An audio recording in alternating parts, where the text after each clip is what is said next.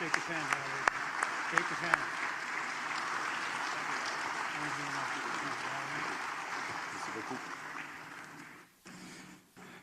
Thank you, Harold. Megwech Kwe. It is a great honor, a great pleasure to open this summit. I'm going to say a few words, and then I'm going to listen. Listen for the day. I listened carefully to Verna. Thank you for starting the meeting in the good way, and the emphasis on listening. Ishkode. We are here to listen, and we are starting as we mean to go forward by listening, engaging, working together. And thank you, Grand Chief, for being here with us. I know that many of you, virtually all of you, have traveled very long distances to be here. And I welcome all the rights holders, the nations, the treaty and non-treaty territories represented here this morning, as well as those of you who are joining us virtually. And I would like to take a moment to acknowledge the many First Nations that have been impacted by the devastating wildfires. I would also like to, if I may, if you'll indulge me, to compliment my colleagues, Ministers Chartrand, Alte, Golmasti, Minister Olszewski, who've worked tirelessly to help provide and work with First Nations to combat these fires and protect our people. There are multiple leaders who could not be here today due to the fires. But my commitment, our commitment, is to make sure that they are engaged and included in the conversations as we move forward. We'll also be launching a regional dialogue and a consultation process that will provide further opportunity for input and feedback. So, today is about the future of our economies, or our economies, and how we weave them together so that they're stronger together. How we can build a new economy together. An economy that moves from reliance to resilience. We have too much reliance on a certain foreign market. We have too much reliance on certain commodities. We can build resilience, but we can only build resilience together. We have to move from division to unity and move from operating in silos into partnerships. Now, in that discussion, we will, of course, discuss, as some of you did yesterday, the One Canadian Economy Act, and particularly the Building Canada Act, what it means, how we bring it to life in the right way. And I think that's the first point I really want to emphasize, is that this act is only a way of starting a conversation and starting a process. And we define that process going forward. But what it could do is enable Canada to build big things that will connect and transform our national economy. Create great careers, not just jobs, but careers for the people that we serve, and provide the resources for health, for education, and social services that our people deserve. It's about giving ourselves more than any foreign government can ever take away. It's about controlling our economic destiny together. With this legislation, the word nation carries more than one meaning. Building Canada projects, national projects in the national interest, will build our national economy through Indigenous equity and full participation, equity participation and resource management. Projects built with Indigenous partners, with Indigenous communities. And the point is, one of the points is that the economic value of these projects will be shared with First Nations as partners. You will help build the prosperity of your communities for generations to come. By moving forward together, we can write a new chapter. We together can write a new chapter in the relationship between the Government of Canada and First Nations. And those aren't just words. This isn't an aspiration. This is the law. This is the law as it is written. The plan is embedded in the law itself. In many respects, this is the first federal legislation to put Indigenous economic growth at its core. We now have the opportunity to realize it. So today we're going to discuss how we can do this together, particularly by hearing directly from you about what you want to build, how you want to build to help build our nations. Ishkode.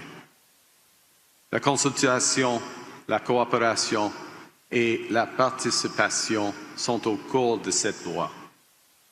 C'est comme ça que se bâtit une nation. C'est comme ça que nous avons développé cette loi. Et vous avez ma parole. C'est comme ça que nous irons de l'avant. We have an ambitious agenda today, and our objectives are fourfold. First, we'll discuss how best to work together meaningfully through engagement and consultation. How do we do that? Secondly, we'll review the role of the new Federal Major Projects Office and how it will work with the new Indigenous Advisory Council to get big projects built in the right way. Third, we'll discuss how the federal government can work with First Nations to build opportunities for equitable economic prosperity, partnership, and full participation in major projects. And finally, at the end, I'll help moderate a session on how we can work together on the implementation of this legislation. And during that session, obviously, I'll be very happy to take your questions. At that time, I'll also be here throughout the day, and I look forward to having informal discussions with as many of you as possible. The conversations today are about hearing from you as participants in building First Nations communities as we together build our nation.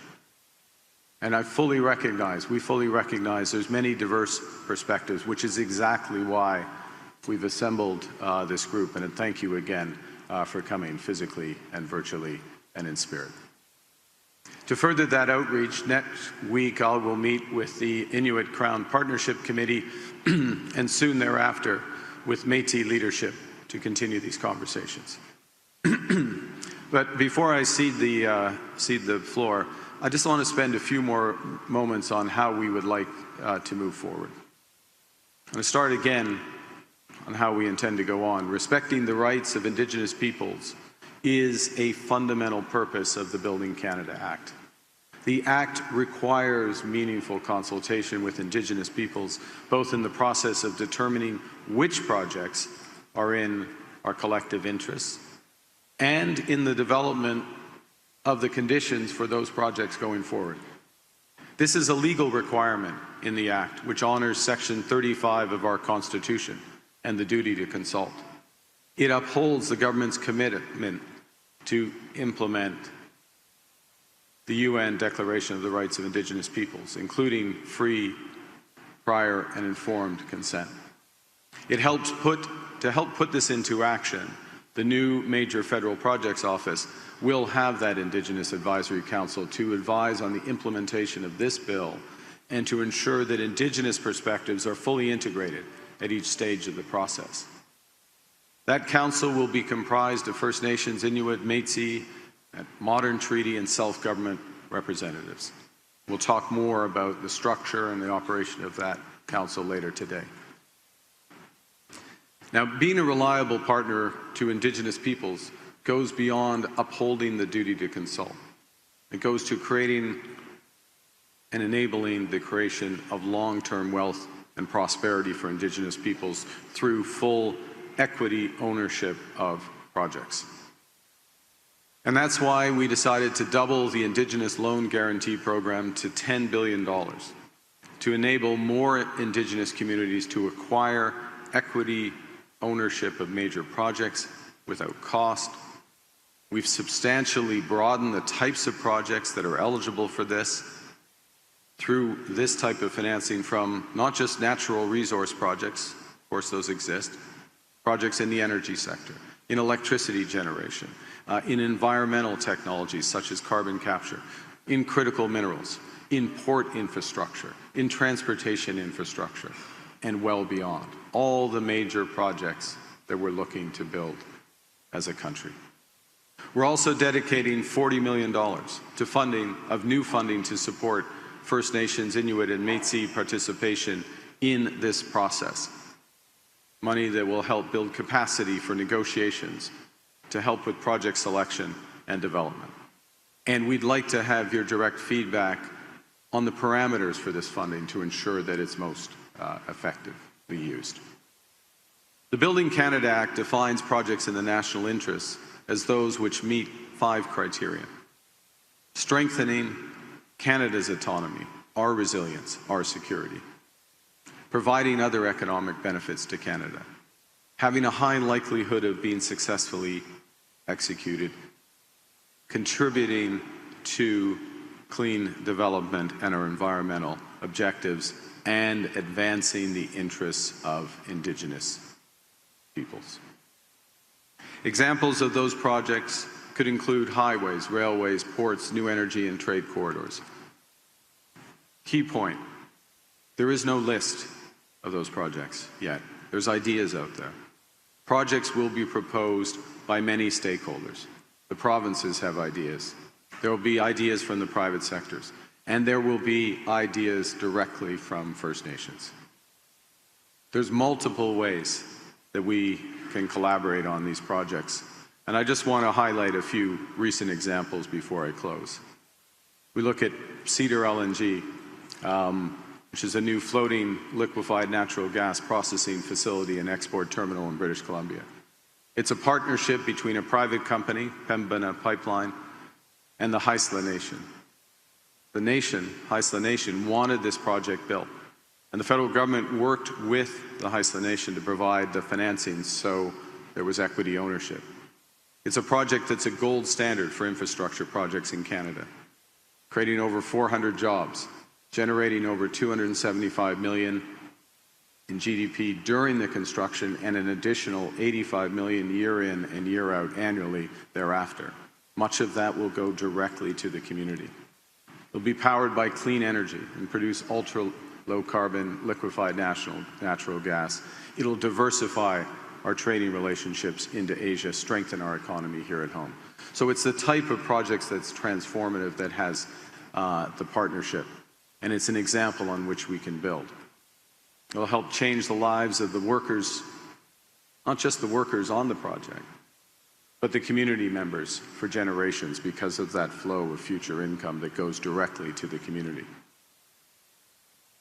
Because of projects and opportunities like this, because of the prosperity they create, whether it's Cedar LNG, the Enbridge West Coast natural gas pipeline, or the partnerships between Hydro-Quebec and the Gatineau Mohawk that those projects will create. There are children who will grow up with a greater sense of security and prosperity and possibility. There'll be more resources for First Nations to determine how to use them, whether in community centers, in health, in schools, and beyond. And there'll be a foundation on which our people can build good, fulfilling lives. Really, in the end, what this is about, yes, selecting, building, and building in the right way major projects, but it's about building our country strong, building our nation strong, to empower our people with opportunity, with security and prosperity. And that's what we can build together. Alors, les conversations aujourd'hui seront essentielles pour y arriver. Et je vous remercie tous d'être présents, de votre participation et de votre candeur. En partenariat avec les peuples autochtones, nous allons bâtir de grandes choses ici au Canada. Canada's new government is committed to working together so we can build Canada together for everyone's benefit. I want to thank you again for being here today. I want to thank you for considering putting your trust in this process. I want to thank you in advance for the work that we will do together today and in the months and the years ahead. And now we will get to work. And thank you for your attention. Merci beaucoup. Miigwech.